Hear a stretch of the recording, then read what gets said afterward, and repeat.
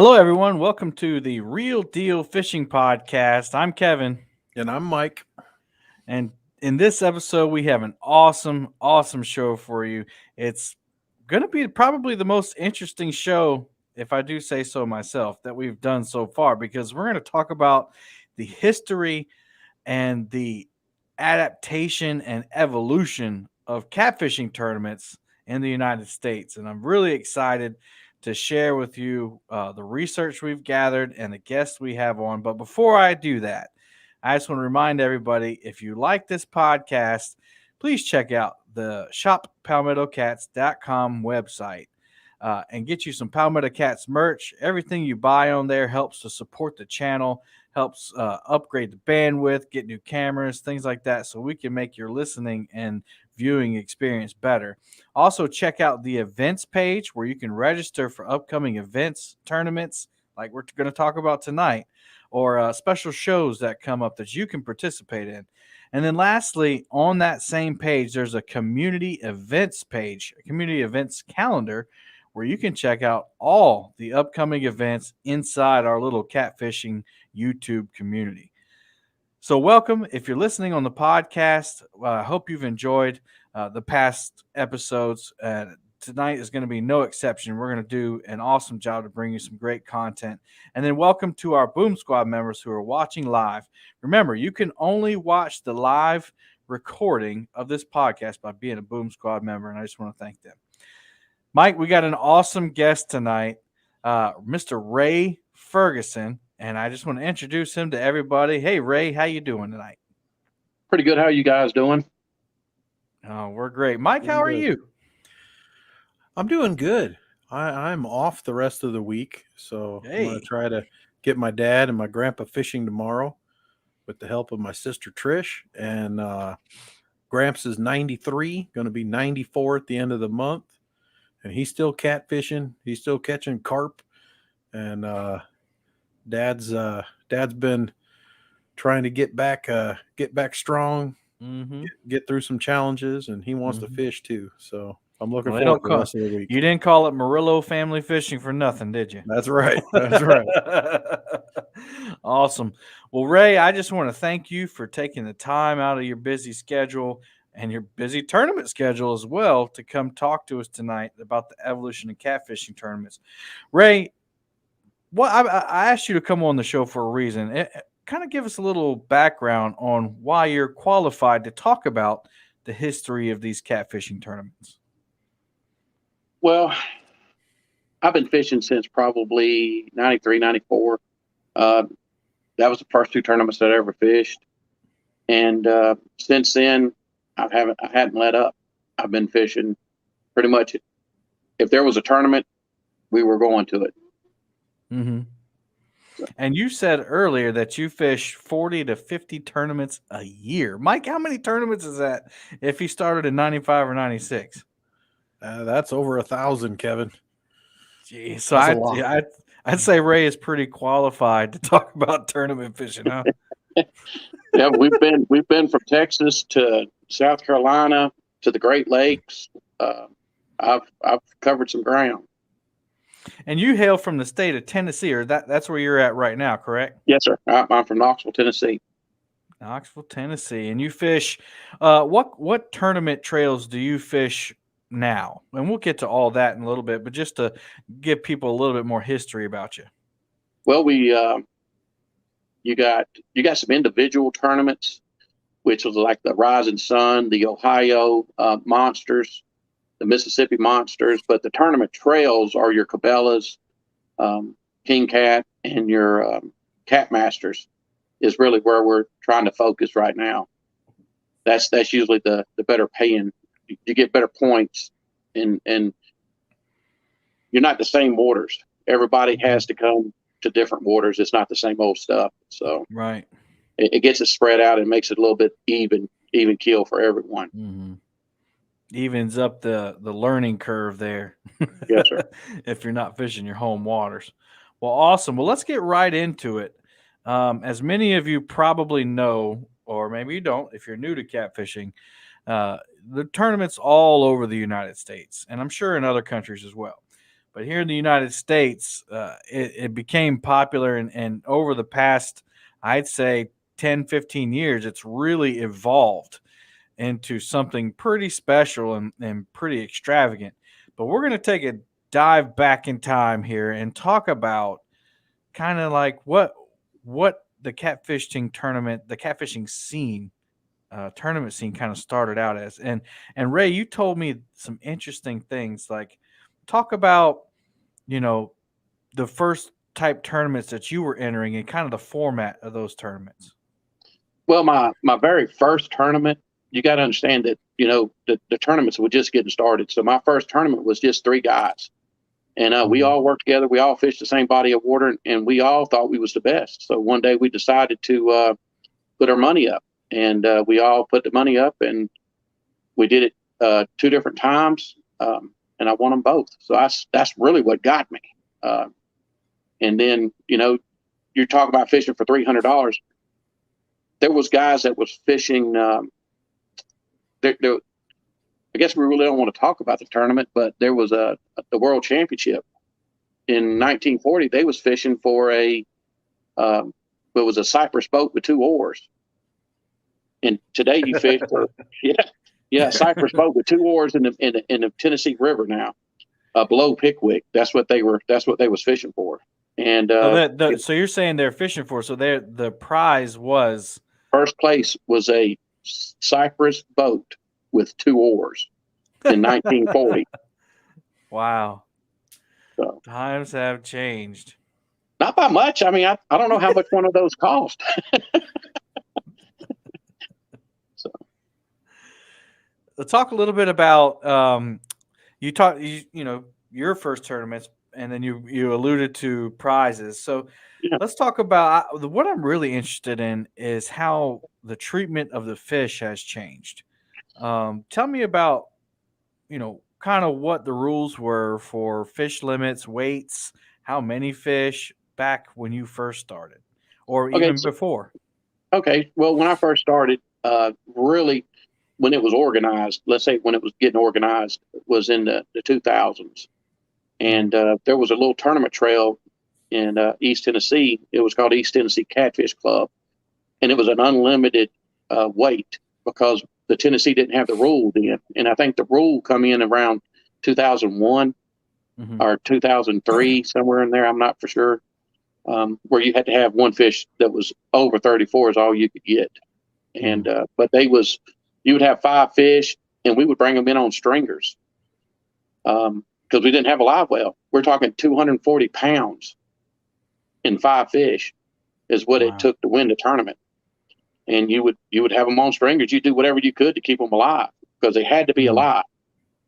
And unfortunately, the rule was as long as he was breathing, he was alive. Did they make it after the weigh-in? A lot of them didn't.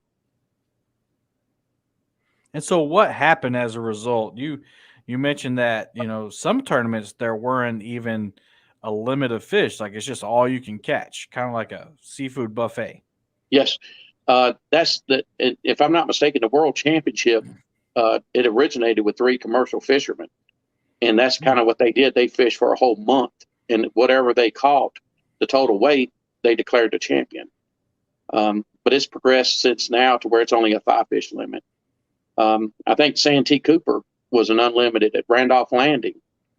The state championship, I feel like it was unlimited fish, as many as you could catch. In its first couple of years, and then it involved it got into where you had a limit of so many fish. And what were the consequences of that? You mentioned that the conservation became an issue. Well, they started disqualifying you. They wanted you to stay alive. They stressed to get a live well. Well, unfortunately, there wasn't boats at that time. We didn't have a live well, so we had to make our own. You had horse troughs, you had coolers, and we didn't have any oxygen. We was just recirculating surface water, and we all know that today. Now that's not good. You're fishing in 80-degree water. The fish is in 60 degrees, and you're pumping 80 degrees on him. He's not going to last long. But he lasted long enough to get us through the weigh-in line. which now is not good. We know better now. Did you see any kind of population declines back then, like overfishing because of tournaments? Well, you ever heard of Catfish Dave? Yeah. Okay, Catfish Dave is not far from me, and I've lived real close to Fort Loudon Lake. And me and Dave was talking the other day of we used to go catch a 30-pound fish any day, anytime, anywhere on this lake, and now it's not the same. But it's where we was having tournament after tournament after tournament every weekend, people not taking care of the fish. Now our fish are declined, and then I mean tremendously. Do you think that's why a lot of people don't condone the tournament scene? Maybe they think that it's still like that. Maybe, but all they'd have to do is come to one, and they would see it. You got to understand, a lot of fishing this catfishing thing didn't really take off. I feel like maybe 5 years ago. Do you feel that way? I just got into it about two or 3 years ago. So when I say that, for me, yeah, I guess what I'm saying is 5 years ago I could go fishing on my home lake and I would never see anyone. And today, if I go fishing, I'm gonna see 5 or 6 boats every day, any day of the week. And obviously, it's always been catfishing for food, especially down here on Santee Cooper, has always been a thing. It's not anything new in the past years or whatever, but trophy catfishing, definitely what you're doing, what we're trying to do, definitely is something that has grown in the past few years. And you see that people aren't targeting the eater fish anymore. They want the biggest and the baddest fish in the lake, which why not? I mean, it's fun, right? Oh yeah. And electronics has helped tremendously. Absolutely. I remember a paper graph. Tells you how old I am. You ever seen a paper graph? Yes, sir. Okay. It's come a long ways. Now we can see the fish actually have swimming. I ever used one? Negative. Okay. I actually used one. Ray, you mentioned how technology's changed quite a bit. Do rules vary with that technology? Do they restrict some technology versus others, or? No, sir, not right now. They really just don't want you sharing information, but even then, that's kind of vague. They try not to let you use, like when Facebook first come out. You wouldn't see someone live on Facebook. Now, today, and this has changed in the last couple years, they're allowing us to do a live feed, but they really don't want. They want us to be very careful not to give away information. So it's kind of, again, it's being a gray area, but really what they're trying to do is promote the sport of catfishing, and being live is everything. So do you think that, since Mike brought it up, with the invention of the live scope and the mega imaging and all that, do you think there will be a time to where these big tournaments, these big money tournaments, will put regulations on those? Or do you think it's just going to be, hey, man, you better save up some money so you can compete? I don't think that'll ever happen. Kind of like, I don't think that if you've got a device, electronic device that they're going to sell, they're going to want you to buy it, and maybe they would become sponsors, and that would help us out. That's really what the sport's missing is the sponsors. The bad guys seem to take everything up. Well, you hit a key point there, and it's kind of one thing that kind of keeps me away from it. And the biggest reason is just the cost of it, which we'll get into the cost of that later in the segment. But catfishing is on the rise as being really commercialized too. And I'm not talking about commercial fishing, but like you just said, the sponsors, the rod companies, the graph companies, the boat companies. You alluded to that too, getting in there. And really the tournament angler is the person that shows people how awesome it is. And so, there's definitely a lot of money to be made. And So I kind of was, it's kind of a backdoor question. I already kind of knew that they weren't ever going to put regulations on that kind of stuff because they want you to buy it. That's right. That's right. Yeah. And somebody hey, like I don't see Sea-Ark sponsoring a Nope. tournament where you just take pictures of your fish and let them go. Yeah. I can tell you that. Yeah, or I don't see Garmin sponsoring a sponsorship where you can't use their latest technology. That's right. So I mean, that's a good point. Let's call a horse a horse. I mean, that's what it is. And as long as we recognize that and we're not trying to call it something different, it is what it is. Let's go back to the beginning. But let's touch on that real quick. Go ahead. Go ahead. Let's be clear. Just because I have the greatest technology, there's one kink in that whole deal. Mm-hmm. The fish still have to bite it. That's right. I don't care what you've got, because I can tell you I've watched them on live scope. They come up, they look at my bait, they look at the lead, and then they just swim away. And I'm like, you're not supposed to do that. You're just a catfish. You're supposed to eat that. That's what you want to eat. So ooh, I just got an idea for a product. Oh no, here we go. Bait scented leads. Trademark Palmetto Cats, Kevin Lincoln Incorporated. There you go. But that's awesome that you can see that. You say that. I've caught many a skipjack on a sabiki rig where he swallows the lead trying to get to the sabiki rig. So you may be on to something. Hey, here we go. Let's go back to the kind of like the start. What did an old school weigh-in look like? What was the atmosphere? What did the what kind of scales were they using? Certified scales back then? Was it a trust system? Tell me a little bit about that. I got a funny story to tell you, but okay. Here we go. The first scales, usually, your handheld scales, that's what they were doing. It's been so long ago with Randolph's. I don't really remember what he used what they used to weigh in. I don't know if it was one big scale but today, it's, I've seen them use bathroom scales. What? Where you put all your fish and put it in the bathroom. I don't trust them things for nothing. I know. Everybody weighs the same. I'm overweight. Yeah, everybody weighed the same. So, but it's been out there. We've had a lot of fun. I mean, it's really changed. But back in the old days, you never knew what was going to happen. Now, you told me a story when you first started doing tournaments. You were fishing and you were using, well, I don't want to give the story away, but it was about bait. And you thought you were doing well, and you get back to the scale, and you're like, what? Well, and then you said that somebody helped you out, and it hadn't been the same since. All right, so I'm originally from Augusta, Georgia, and it's known for the hold that. We won't hold. Yeah, I know, but we always used bluegill. Bluegill was the bait, and we would run hooks, which is bush hooks or limb lines, and that's how we fished. And we had a lot of fun doing it.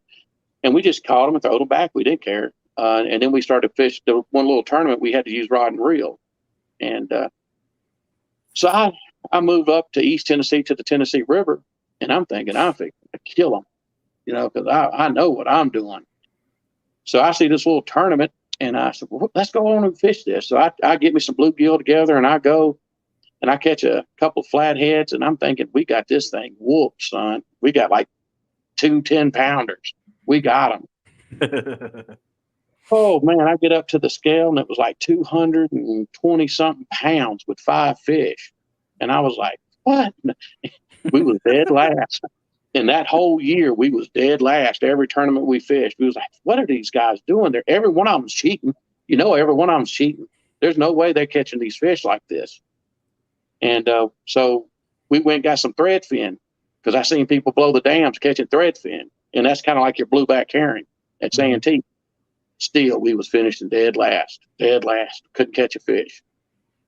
And, we got with a guy, and he's like, man, you're using the wrong bait. You got to get a hold of some skipjack. And that's when it turned the light on. Boy, and then we got our bait So I finished. You got to think about this. I done fished 15 tournaments. Mm-hmm. No weights. I'm dead last. So they come to the Classic. So and it's on Thanksgiving weekend. So obviously I'm living in Tennessee. I'm going home. I'm not going to fish this Classic. So I get around and I'm driving an old 96. No, it was probably, it was about a 90 model F250, and the timing gear, old fiberglass gear, it breaks, and I'm like broke down and not able to get back to Georgia. And I said, I come back home, I fixed it, and I said, well, you know what? I can go fish that tournament. and I did. And we just got turned on to the skipjack, and I actually won that tournament. And there was and nobody else had caught fish. But I'd fished so hard with those bluegills and everything else that I knew I was on the fish. They just wouldn't bite. So we fooled around, and like I said, I won that tournament. And then for the next 2 years, we won their point series and their Classic. And then I won the point series the third year, and they asked me not to fish anymore after that. And then that's when I started traveling. Mm-hmm. Because then they thought I was cheating. But and it's funny, we was talking about how the fish declined. It was so easy because I had this is when colored graphs come out. When the color graph come out, it was like night and day. And I rode that graph. I went to a spot, and you talk about running and gunning. That's what I did. I'd give them 20 minutes, and if I didn't have a 30-pounder in the boat, I was moving on. And those guys was like, what in the world is he doing running up and down this lake? He can't catch a catfish like that. Mm-hmm. And today, look how we fish. We drag. Mm-hmm. Back then, you'd have never drug the Tennessee River. We all anchor fished. You wouldn't suspend on the Tennessee River. Nobody was doing it. You just throwed an anchor out and went on. And today, I hadn't put an anchor out in probably 3 years. Just roll part of that's because that technology, man, spot lock has changed my life. I'll tell you that. Oh yeah, it's unbelievable.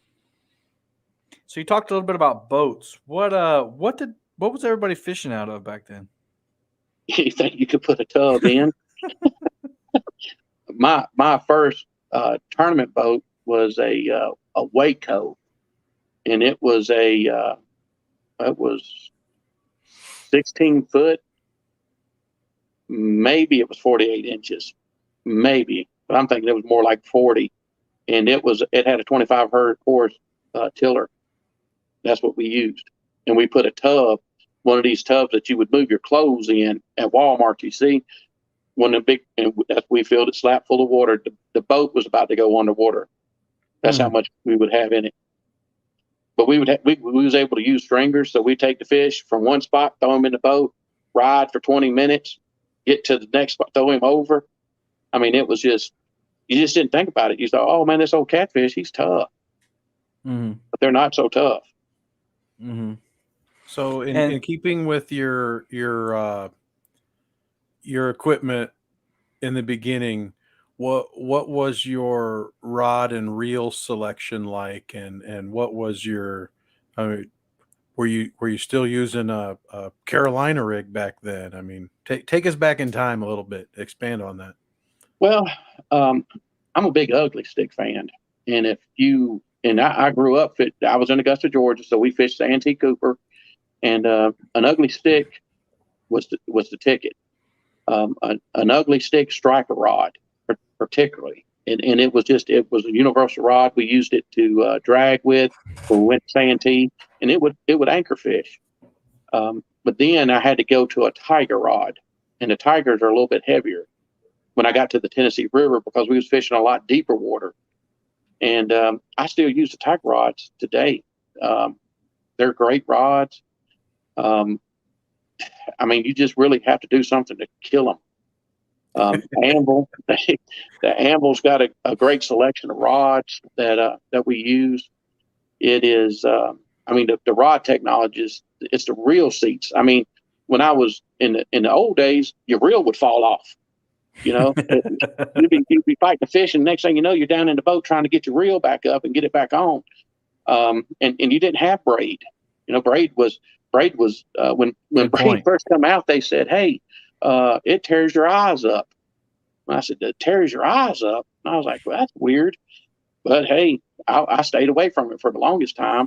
And then we tried it, and I got to where I could afford it. If it did tear my eyes up, I could buy another rod, is what the deal was, because I had to try it. Mm-hmm. And but like I said, it's amazing how things have changed. So then you're probably a big fan of the newer rods then, with the eyes that don't have the inserts, so you don't tear them up. Yes. If you don't inserts for catfishing, I really don't think you need it. You need something big and heavy. I know Larry Muse, he likes those roller rods where the tip's got a roller on it. That's an advantage. There's so much. What makes that an advantage? Because I don't understand that. You got to fish a lot to understand it, and don't. I'm not trying to be disrespectful, but what I'm saying is, so when you got different areas that you go to, with a roller tip work on Santee Cooper, no, you don't need it. But when you fish 60 to 80 foot of water, and you're suspending straight down, and that what it does is it takes the pressure off that tip. So he'll load that tip up, and he'll just barely pull it down. I guess he's feeling if he's got any tension on it. And that roller tip, it's just easy for him. It doesn't put as much restriction on the line. Makes sense. Yeah, and it's just little bitty tricks that we learn. You got to think, we learned this stuff. We didn't have YouTube. Right. We learned this stuff from an old guy that was fishing on the bank. He would say, like, you'd go to a spot and you're like, hey, this is how I do it. And you'd go all day long and not catch any fish. And then that little light would go off. Hey, that old man told us to do this. And boom, you load the boat up. So, and now you got YouTube. You just, before you go fishing, you just go find a video where you're going, go look at it and do what they're doing and catch fish. Now, since you brought that up, has that, I mean, you kind of answered it, but have you seen more tournament anglers because of YouTube, or do you think YouTube has caused more people to get involved with the actual tournament scene? And I'm not talking about local tournaments, because local tournaments are something different, but like the big tournaments like you fish. Okay, let me give you an example. Okay. All the years I've been fishing, I just started catching fish on the Mississippi River. I could tell you there's a handful of fish that I've caught on the Mississippi River because, for one, I didn't watch YouTube, and for two, no one would tell me you got to bump to catch a fish on the Mississippi River. So we never bumped. We always anchored fish or tried to suspend, and it wouldn't work. We could never figure out what they were doing. And YouTube comes along, and it's like, hey, so that's what they're doing. Duh. My first time bumping, and this is something. First time I bumped was probably 5-6 years ago. The first fish I caught was an 80-pounder. Wow. Yeah, you told me about that. We're bumping along, and I'm fishing with Donnie Fountain, and he's like, Ray, this is what we got to do. This is how you do it. You got to learn, because we're going to fish a tournament tomorrow. You got to learn this today.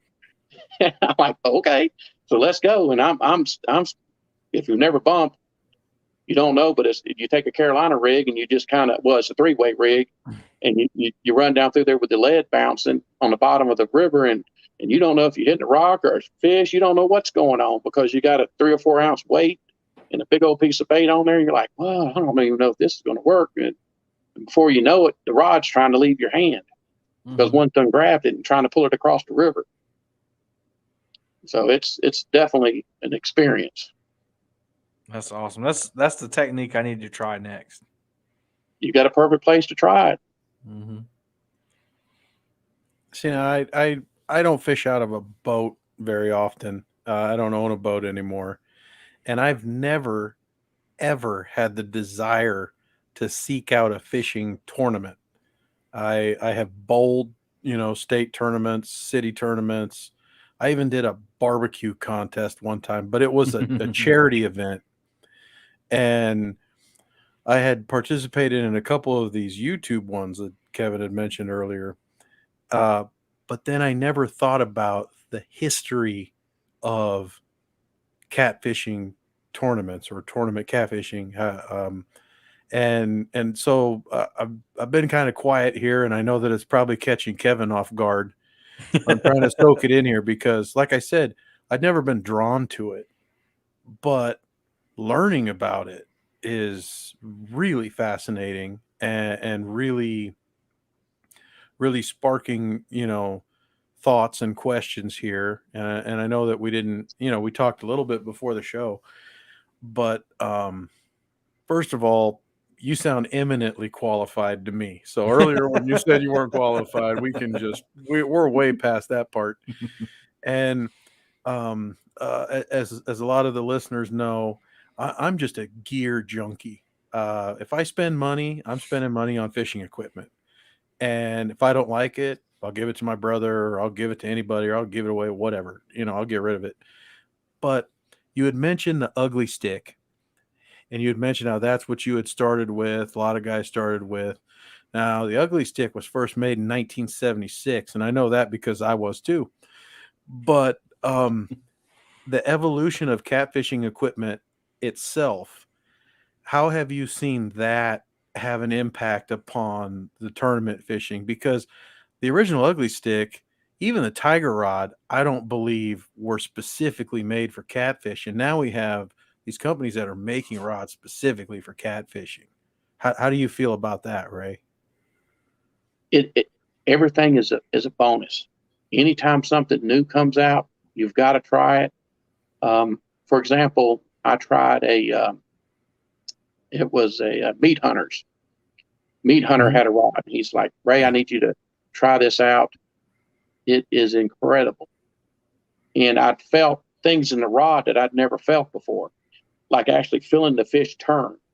So the fish was swimming to my left, and I was able to feel the fish turn.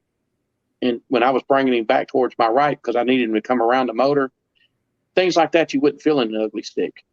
But that meat hunter rod that is made for catfishing, it little stuff like that.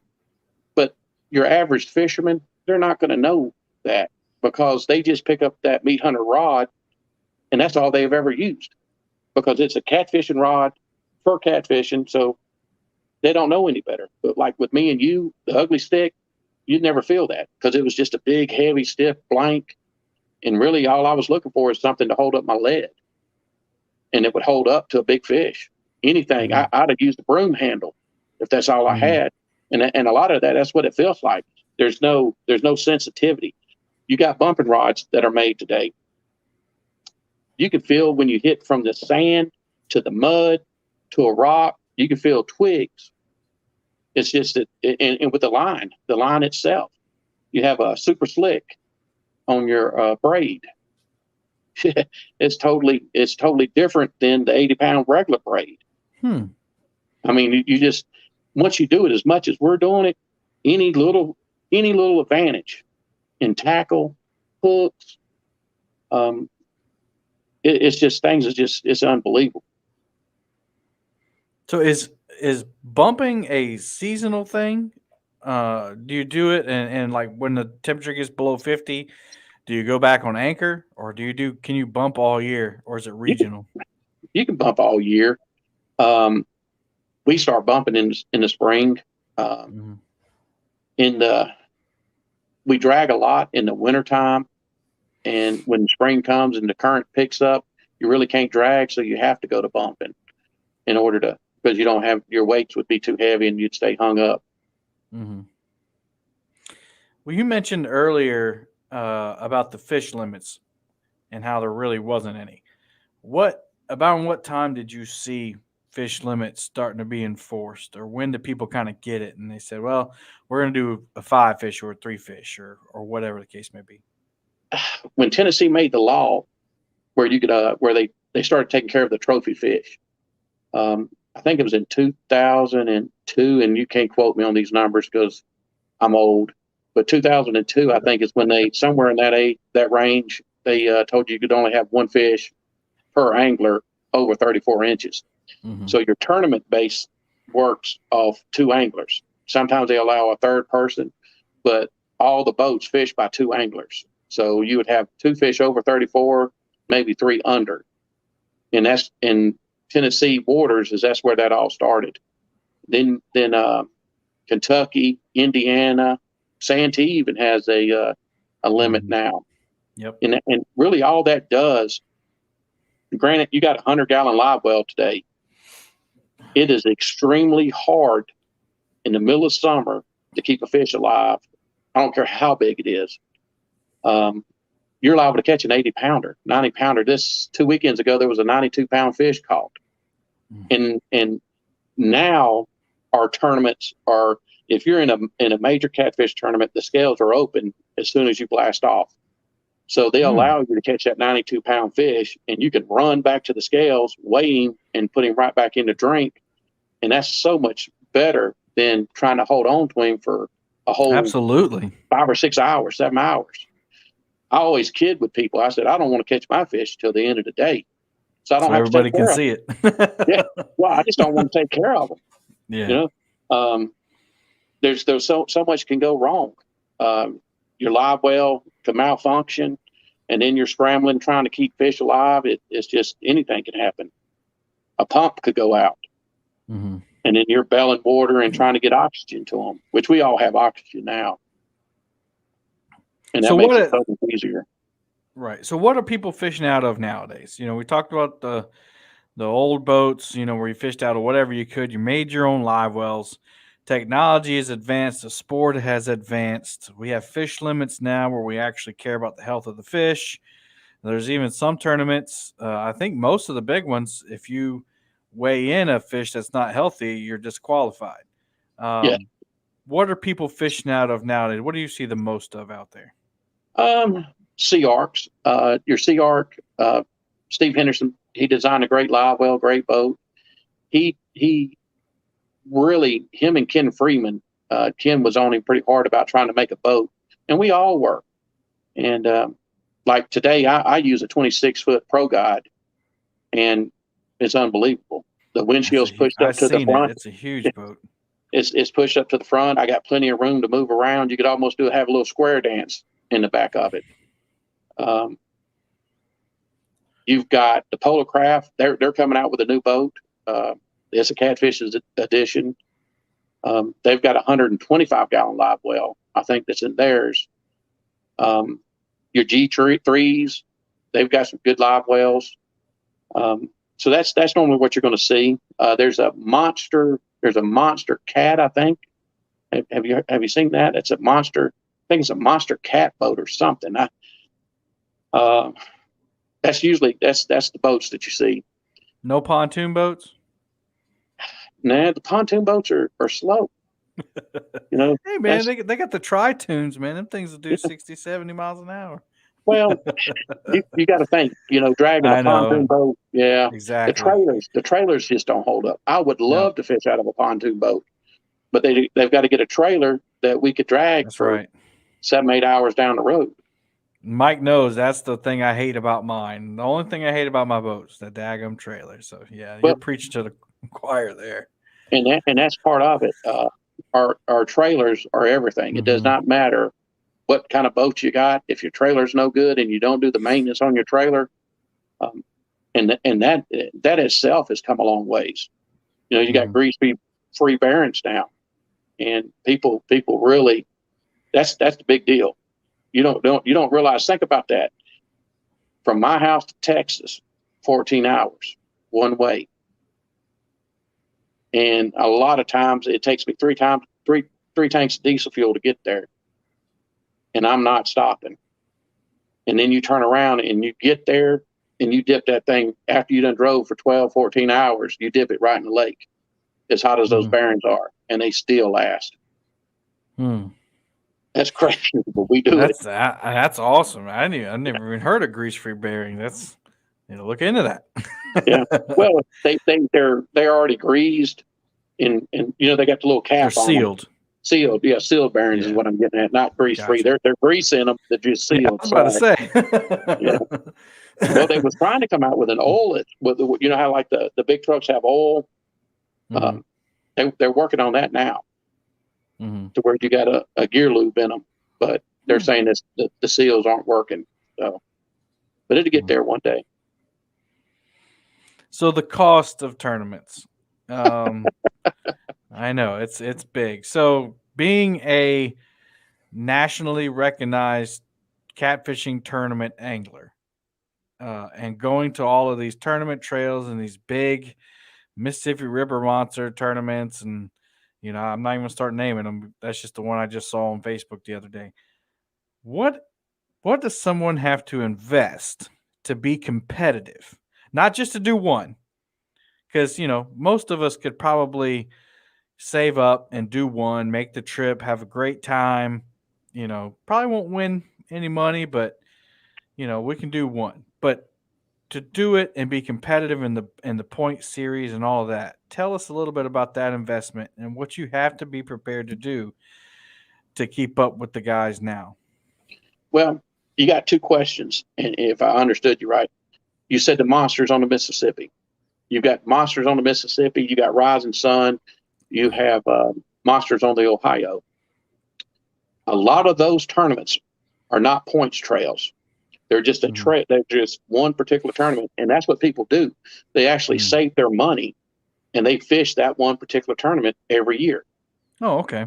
So that's how that works, and that's where you can get to 200 boats, because there's 100 of us that's traveling, and then there's going to be 100 local people, or people that are going to always want to fish the Mississippi. They're going to say, hey, look, let's go to the Mississippi this year, save our money, pay our entry fee, and we're there. That's the people you have to worry about, because that's the lucky people. Those people are the ones that come in with the 100-pound fish, a fish of a lifetime. And you're like, man, that's the first tournament that guy's ever fished, and he's caught a 100-pounder. I've been fishing my whole life and ain't caught a 100-pounder. But that's what makes it so fun, because we're all happy for him. We're not poking at him like, oh man, I can't believe you just fished one tournament. We all love them. We love everybody. That's how the catfish industry has always been, is people help each other. For example, if you didn't have your bait, hey, if I had a bait, I'd give you my bait. So here, let's go. I don't want you not to have bait. I want you to be fair. Let's go have fun. But that's a lot of your one tournament deals. Gotcha. When you start fishing for points, like Cat Masters and Cabela's, it gets a little bit more competitive, because you're fishing against someone every day, every weekend. The cost on it, you're going to spend $15,000 to $2,000 minimum, and that's before your entry fee to go to a tournament. I got a partner. We split. We don't split on hotel rooms. He gets his and I get mine. But I'm spending this year, I think my bookkeeper told me I was at right around $40,000 this year. Goodness gracious. And he's pushing in it, because he's fished every weekend but 5, and he's pushing in the 60s. Wow. And how often do you see a return on that? You don't. We stay in the top 10, but the top 10 doesn't pay. You got to be in the top 4, top 5. If you get in the top 10, you're really just getting your entry fees back. So that the tournaments, it's all about first and second place. If you're not in the first and second place, you're not doing anything. But now, first or last. Gotcha. Yeah, if you hit that first place, then you're good. My best year, I think I won 40-something thousand, and I spent 70. Wow. So that's how that works out. You don't do it for the money. You do it for the love of the sport and the people that you meet. Amen. Yep. So tell us, those of you who are listening, you can't see what we see, but we see a 2011 World Championship belt hanging behind Ray on his wall. Ray, why don't you tell us a little bit about that belt and what is the World Championship of Catfishing? All right. Well, we touched on it a little bit. Your World Championship it's an 80-year-old tournament. That's where we was talking about in the 1940s. They was fishing for a Cypress boat with 2 oars. That was the first place prize. But it's been in Savannah, Tennessee for that long. It's changed hands a couple of times, but it still runs today. Phil King has won it many times. Any of your top people, Jeff Dodd, I think Jeff Dodd's got it. I've got it 2011, but there's a list of us. And anybody that travels catfishing has fished that tournament. Not all of them's won it. It's not it's one of the toughest tournaments you ever go to in your life because there's so much on the line. It's not about the money; it's about that belt that hangs up. There's not many of us that has one. So, what is the belt? Did you won the world championship? Yeah, we won in 2011. What was funny? This is what a funny story. The first time I'd ever fished it, I was fishing with a guy named Snuffy Smith. And wait. Yeah. That is a catfish name if I've ever heard one. Yeah, I fish at old Snuffy Smith. You know him down there at the creek. Him and Phil King, they went round and round with each other. And Snuffy was he loved to smoke. And him and Ken Freeman, they were real good buddies. But if you ever fish with Snuffy, you almost had to have a mask because he carried 2 packs of cigarettes with him any and everywhere he went. So we was fishing and we ended up second. The first time I ever fished it. And we caught 3 fish, and it was in 2003 when they changed the law of where you could only have 1 fish over 34 inches per person. And man, we was on them. We was killing them, and we had them beat. And I decided to move. You ever heard of that? Don't move when the fish is biting. I moved literally 10 feet, and the fish quit biting. And we ended up in second place. And I didn't know anything about the world championship. I was just a tournament to me. So we get up there, and they give those 2 belts away, and I almost passed out because I was like, "How can I believe we could have had that?" And ever since then, I've fished it every year just for that belt because you don't see that. You see little plaques and stuff like that. It's kind of like the King of the James. You know, the King of the James, you get a crown, which is cool. You know, anything cool like that, you can give to the grandkids and stuff when you get old. They're like, hey, look what your grandpa did, you know? That's a conversation starter. I mean, that's you have what looks to be a World Wrestling Federation belt hanging on your wall, but it says catfish on it. That's right. And so people will be like, well, you know, somebody, your better half has got company over for tea and biscuits or whatever. And people see that on your wall and they're like, well, wait a second, what is that? And you just hang on a second. You run back to the room, put on your jersey, and you come back out. Let me tell you about 2011. That's right. Well, you know, everyone knows Larry Muse. Larry Muse tried for years and years and years to win it. And it was, I think he's got 1 or 2 now, but it took him a long time. He fished it. I might be wrong, but I don't think Larry got one until probably 13 or 14 was his first one. It wasn't long ago. So that's certainly an accomplishment. So everybody knows that, when COVID hit, a lot of things changed. And before Mike segues into the virtual tournaments, there's actually one of the bigger tournaments, Ray, you were telling me about, actually started a virtual tournament because of COVID. Which one was that? It was Cat Masters. They come out with a COVID tournament, and you could fish anywhere and take a picture, send it in to them. That was your fish. It was pretty. I think it was like $30 or $40. I think it was real cheap, but it was fun. I remember it was just something to do. It was just something to do. We was all stoked up. We couldn't go anywhere. We was all fishing, but we couldn't fish with each other because COVID. And they got the bright idea and said, "Hey, let's have an online tournament, kinda." And that's what we did. So you participated in that? Yes. Yeah. That I saw it and I was like, wow, it's I didn't know what to think of it. I'm like, is it fair? Or you're not fishing if you're all not fishing the same waters.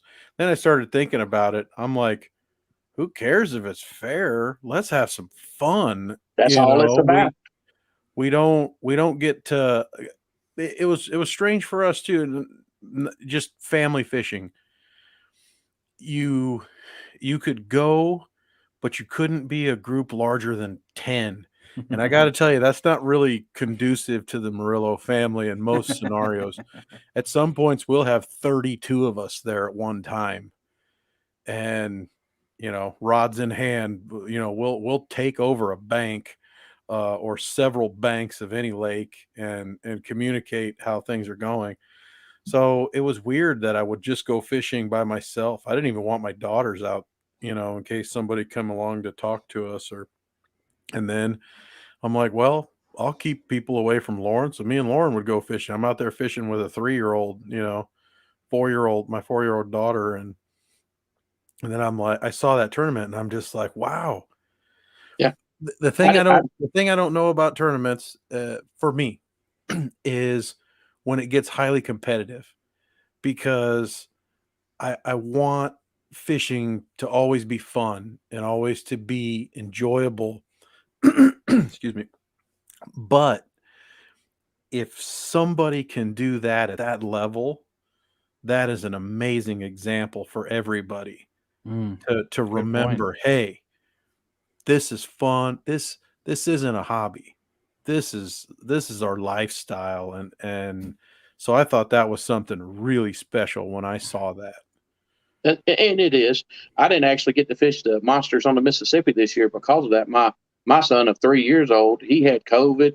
He had COVID, strep throat, RSV, and something else. It was crazy all at one time. And the little fella, that's what I'm saying. But you didn't know anything was wrong with him. That's how tough they are. He had a little runny nose. He was good to go. I was like, man, but then everybody else, we was all quarantined. And we like to kill each other. But that was, that's our times now. Things have really changed to your online stuff, your videos, your Catfish Dave, all of that stuff. It's like Palmetto Catch. It's awesome. You go, hey, I fished a 70-foot hole. Yeah, that's it. We fish 70-foot holes all the time where I'm at. Have you seen the different Jello chicken video? Did you watch that one? Yeah. All right. The chicken works. The chicken works. I've never had a bite on chicken. You've not had a bite on chicken? Let me tell you why you don't have a bite on chicken. It's real simple. There's no fish. You need to move. Yep. If you're not getting a bit on chicken, you need to move. Yep. I'm going to give it another try tomorrow morning. I promise you it works. Just remember what I said. If you ain't getting a bite, you need to move to where the fish are. There you go. Keep moving. So if he's down there, he will eat that chicken. So COVID also brought along, talking about the evolution of catfishing tournaments, something Mike and I are probably a little more familiar with than Ray. It's probably the only thing we have a little leg up on Ray about concerning tournaments. But a guy fishing with the Chad, the YouTube channel, he started these fishing tournaments on YouTube to where a bunch of up to 10 people, and in this case it was a couples tournament, could register to come online on a streaming platform and fish against each other, and whatever money was donated would go towards charity. It was really fun. My wife and I participated in it, and that kind of spawned this idea to take fishing tournaments, not as serious as in-person tournaments, but fun nonetheless, onto the YouTube platform where people could interact with the anglers. You could see live fish being caught. You could see the techniques that they're using, the bait that they're using. Lots of chicken was used. You could see fish coming up out the water and then released right where they were caught, which, really started a conversation about, should we all be doing this? But, as we discussed earlier, there's no money in that. There's no commercialism in that yet. But that spawned a different conversation and a bunch of different channels, including my own, to create tournaments on YouTube. And it would go from 1v1s to, we got one coming up October called the Monster Hunt, where we'll have 20 or 18 people going and fishing live various rivers and lakes around the United States, and the biggest fish wins.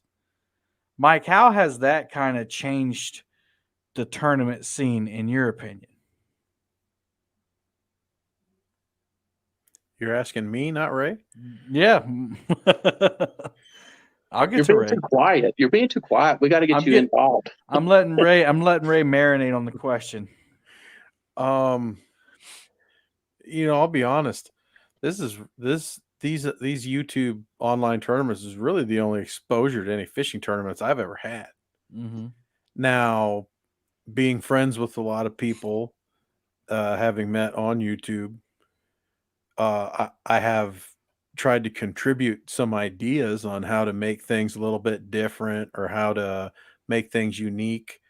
Because, nobody wants to do the same thing that they just did. They want to keep having fun in different ways and try to find a way that everybody can participate. Like, there's no blue cats by me.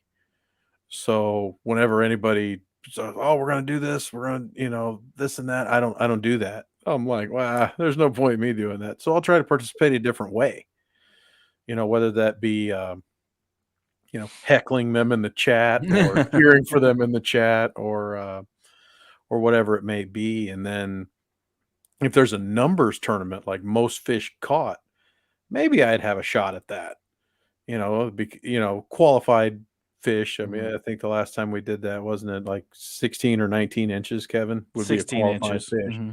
Hey, you should have 16-inch catfish in your waters no matter where you go. Mm-hmm. And I have a new spot too, Kevin. Uh-oh. So if that one comes around next year, watch out. When it's inspired at the right time, though, It's inspired lots of ideas, like the Glizzy Masters, where you had to use a hot dog, or you got more points for using a hot dog. And a lot of serious anglers would probably look down their nose at this and say, that's not the real catfishing tournament. Well, like Mike just said, someone who hasn't been exposed to real catfishing tournaments or in-person catfishing tournaments, this is real to them. It's something that's different, and it'll never replace, I don't think, the in-person tournaments, but it's definitely opened up the sport of catfishing, which is the main point. Well, maybe the second point. First point is to have fun. But the second point is to expand the sport and get more people exposed. So I think it's done a lot for that. Ray, what do you think about these online? And I know you're fresh to seeing them, since you started looking at YouTube. Mm-hmm. What do you think about them? My honest opinion, you're missing the main thing. It's the people. It's the people. Mm-hmm. For example, you say, well, why would you spend so much money to go fish? I'm not spending the money to go fish. I'm going to spend the money to learn something. And when I go to Texas, I may finish dead last, but that'd be the best tournament I ever went to, because I sat around and talked to the guys that won the tournament, and they all said, well, this is what we were doing. This is how we was doing it. And then the next time I go fishing, I try it. With the online, I feel like you kind of miss that. It's not necessarily about who wins or loses. It's about the people that you meet and the relationships you build with people. That's really what these catfish tournaments are all about. No one's doing it for the money. No one's doing it for the fame. Yes, we have nice jerseys and people help us do things, but more it's for their benefit, not ours, because we're gaining friendships and knowledge. I've learned so much. You go to Santee Cooper and you fish with those guys, they will teach you something that will take you all the way to Texas through the Mississippi, Ohio rivers. Mm-hmm. And like I said, back then, we didn't have that information. We didn't have the YouTube. But that's my main thing, is just the relationships. I feel like you don't have relationships. Well, I disagree. I think the formal relationship, as you would call it, where you actually sit down and you're physically talking to someone and hanging out with someone, you can have a one-on-one, face-to-face conversation. Yeah, I agree with you there. But, Mike and I have never met face-to-face, but I would say that we're pretty good friends. And we met through this whole catfishing scene on YouTube. And so I think that you can develop those relationships. They may not be as personal, I guess, as, like you said, Ray, meeting in person and sitting there, by a campfire or that's right. Over a pot of chili, after a cold tournament talking. But I think in a different way, you do create those relationships and you do learn a lot. And most of what I've learned about, especially the techniques of catching catfish, I've learned through this community. So I think, you know, I'm respectfully, I old. think, I'm old school. yeah, Yeah. yeah. Well, and I would rather uh, take the catfish conference, for instance. You You'll know, learn a a lot lot. of, You will learn a lot if you go yeah. there. And so we didn't have a physical one last year, right? And a lot of people, we still had deals. We still had, you still learn from seminars, but it wasn't the same. You didn't get that interaction. And I feel that's what you're kind of talking about is, yeah, That's I'm the gonna main thing. go. Right. As far as, as far as that's concerned, I agree with you 100%. Mike, what's your take on that? Oh, absolutely. I want that full experience. Mm-hmm. And like we mentioned, the CatCon, the Catfish Conference, Kansas City. That's next month. Mm-hmm. It's You know, fast. Coming up that'll be fast. a chance for me to actually have a little bit of that true embrace, Mm-hmm. to see people, to learn right there, sitting in the chair listening to whomever it may be speaking. I'm very much looking forward to that. And Ray will be Um, speaking, actually. oh, all right. Oh All yeah, right. we'll hang out. The I'll help the you find some better spots to fish while I'm there. There you go. There you go. The I'm not gonna let Kevin beat up on you. It's not fair. this portion of the conversation kind of reminds me of a conversation I was having with my daughter Lauren the other day. And I can't remember what day it was, because it could have been 6, 8, 10 months ago. I don't know. She was asking me about something. We were talking about something, and she's like, "Well, that's not really real, right?" And I'm like, "No, it's real." I was like, "And it's all we have right now." And she wanted something. I can't remember what it was. And I told her, I was like, "Well, we just can't do that right now because there's too much at risk." I was like, "And we're not allowed to do that kind of stuff." And I think it was a large grouping or something, getting together, doing something that we had done in the past. And she just didn't understand. And I'm like, "Well, Lauren," I was like, "this is all we got right now." I was like, "But I'm really enjoying it. And if you want to keep doing this," maybe we were going fishing, we were going live, but she wanted everybody to go with. I can't remember, something like that. And I told her, I was like, "This is all we can do right now." And she wanted more. But I had told her, I was like, "Well, there's times in life where you definitely want more." Mm-hmm. I was like, "But sometimes you just got to be happy with what you do have." Mm-hmm. And I told her that everything's going to keep changing.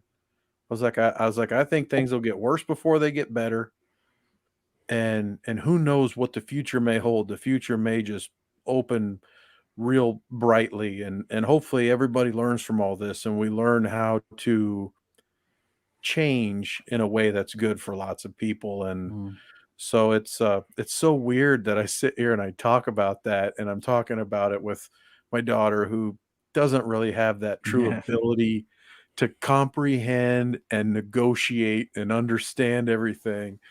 And at the same time too, I'm trying to tell her how much I'm just enjoying all this. I mean, I was rocking her and giving her her nighttime bottle when I really started watching YouTube every single day. And you can only watch so many videos, and so many times people falling down and hurting themselves, those kinds of things or whatever. Mm-hmm.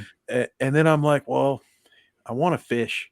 It's all I want to do." So I just kept focusing just on fishing videos. And that's how I got into all Mm-hmm. this. And it's like, wow, this is so awesome.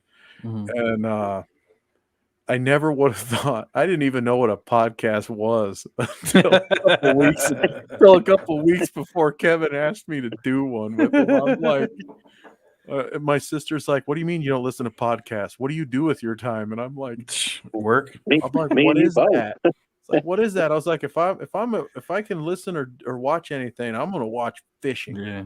I was like, I don't know what you're talking. I'm not going to listen. Might as well listen to it too. Now I'm one of the guys talking.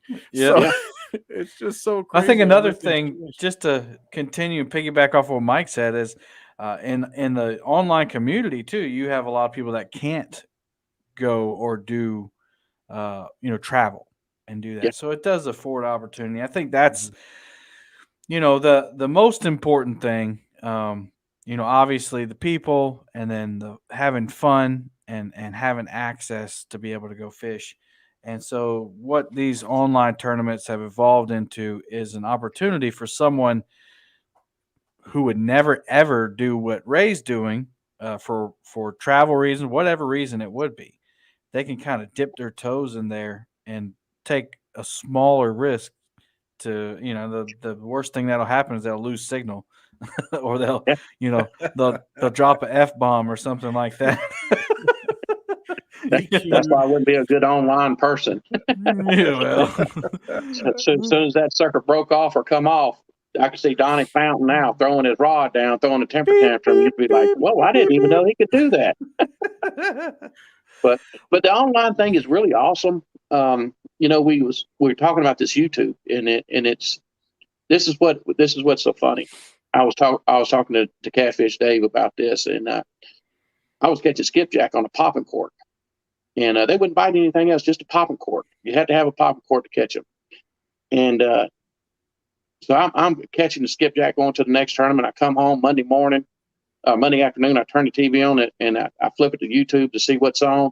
There's Dave with a freaking popping cork catching fish.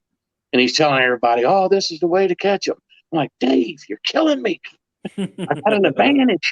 I got fresh bait. Don't tell everybody." Because everybody at the tournament was struggling to catch bait, and that's what it took. And here's Dave out there telling everybody, "Oh yeah, you got it. This is it." So it really helps people, and more than anything, it's the guy that only can fish on Saturday. That guy, it helps more than anyone in the world, and that's why I've really turned to trying to help people, because there's not a lot of people that they're able to go fishing when they want to. Like me, for example, I could pretty much go anytime I want to go, any day of the week. If I wanted to go, I just take off. And you ask Melissa, she'll tell you. He'll say, "I'm not going to go fish this week," and I'll be fishing the next day. It's just, it's in my blood. I can't help it. Mm-hmm. And I just wish more people was able to do that and enjoy what God give us. That's the key. Sharing it's all of ours, so let's all take care of it and just share the love and education. Just the education you get from the tournament people and from YouTube. Those of us who are doing it the right way and teaching people about conservation and fish management and responsible harvesting, things like that. I think that those people who are just now getting into it, or in the past year or so, have really will really help the resources that we have. So I think that's awesome. Ray, it's sometimes it's easy to go and do these tournaments. If you have the finances to do it, that's awesome. But a lot of guys like yourself get help from sponsors, and I'd be remiss if I didn't allow you to thank those people that have helped you along the way, and give them a little shout out too. So if you would talk a little bit about your sponsors. All right. Well, one of my sponsors are Anvil Rods. They supply us with rods, and like I said, it's just the state of the art. I mean, they're unbelievable, super sensitive, heavy, pretty much any condition you need, they've got a rod for it. Bass Boat Electronics. I know that sounds crazy, it being we're in the Catfish, but I just upgraded all my Garmin depth finders. They're actually being done today. Super guy, super clean. You drop your boat off, he does a phenomenal job of wiring. And if you have an issue, everything's accessible. So you can easily, if you got a breaker, where it's at. Where's that at? In Knoxville, Bass Boat Electronics. Okay. He does a lot of the FLW. Bassmasters. He does a lot of their stuff. You've got a Sea Arc. Steve Henderson, super, super guy. I know a lot of people don't ever get to meet him, but if you ever did, you're never going to forget the guy. He does a phenomenal job. And I guess the key to it, I've had a Sea Arc for many years, and if I ever had a problem with it, I mean, it's just a phone call away. You call Sea Arc, you say, "Hey, look, I got a problem." They will do whatever it takes to fix the problem. I promise you. Driftmaster, I know Driftmaster actually saved my life. A lot of people don't know this, but I was out goofy young. He makes a rod rack. I had a rod rack across the back of my boat. If you don't know what a rod rack is, it's basically where you fish out of the back of the boat. You got, say, 8 to 10 rod holders and a bar that goes across it. So I'm out at 3:00 in the morning in February. My boat's got ice on it, and I wasn't paying attention, and it's froze to the trailer. I jump off the boat trying to get it to slide off the trailer. So I got the bright idea. I'm gonna jump up on the deck and try to slide it off. Jump with my weight to get it to slide. And in summertime, you could do that, or like if you was locking a piece of plywood. Let's say that if you've ever tried to lock a piece of plywood, you can jump on it and move it. I hit the ice. I'm going out the back of the boat. The motor's wide open in reverse. I'd have been it. I'd have been over. And if it wouldn't have been for that rod rack keeping me in the boat, I wouldn't be here today. So, needless to say, there's a lot of people who's asked me to change rod holders. I just can't do it. But bad omen. It's a done deal. But yeah, and like I said, he's there again. Lifetime warranty on your rod holders. Great guy. Bloodline tackle. They are great. They make your dragon weights and stuff like that. It's just, they got sense. Anything that you want to use, it's just great. They're great guys. Cat and shads. Don't they make the cat and shads? Yeah, cat and shads. If you see them on my shirt, they're great people. Not saying that there's not a lot of people out there. I'm not one of these guys that jump from sponsor to sponsor. I pretty much stay loyal to the people that help me through the good times and the bad times. They've been with me. Yeah, loyalty is everything. I feel like in this industry, if you jump around, you kind of fade away. Well, and people see that too. Yeah. So these guys they make good products. And a lot of these guys, if they didn't have a good product, they wouldn't be on my shirt because I wouldn't be using them. And it's not like they seek me out to say, "Hey, will you wear my shirt?" They see me using their product, and then we do well, and they're like, "Well, heck, if he's doing that and he's not asking us for nothing, let's try to help him out." I guess that's the kind of old school way. Now you got resumes you send out. We did it. We do it the old school. We use your product. If it works, then we'll talk to you. But other than that, that's it. We test everything we got. Awesome. Well, it's good to I like definitely giving good companies exposure and coming from someone like you, our listeners can definitely appreciate the confidence level you have in the products you use, and that's really important. Confidence, and it's something that I struggle with being new. Mike knows it. I'm also a gear nut, and I've got one of those anvil rods you gave me in here. I test everything, and I found some things that I like and things that I don't like, and what it comes down to is what feels good and what you have confidence in pulling that fish in, because I haven't done it yet, but I know I'm going to get one of those 80s that you talk about, and I want to make sure that I'm not going to lose him because of an equipment failure. Yeah, that's a once in a lifetime fish, but the key to that is fishing where there's an 80-pounder. And like we were talking about fishing with chicken earlier, if you're not getting bit on chicken, you're in the wrong spot. You got to move. That's right. There's no fish. Come on, Mike. Yeah, if you can't fish in a pond and look for an 80-pound fish. True. You got to go to where one lives. Santee Cooper is one of them. The Ohio River, the Mississippi River, the Tennessee River.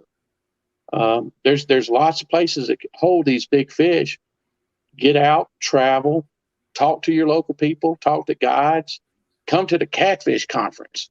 If you want to catch an 80-pound fish, come to the Catfish Conference. Someone there will hook you up to where you can catch one. Awesome. Well, Michael, before we kind of end the show there, you got any final comments you want to say?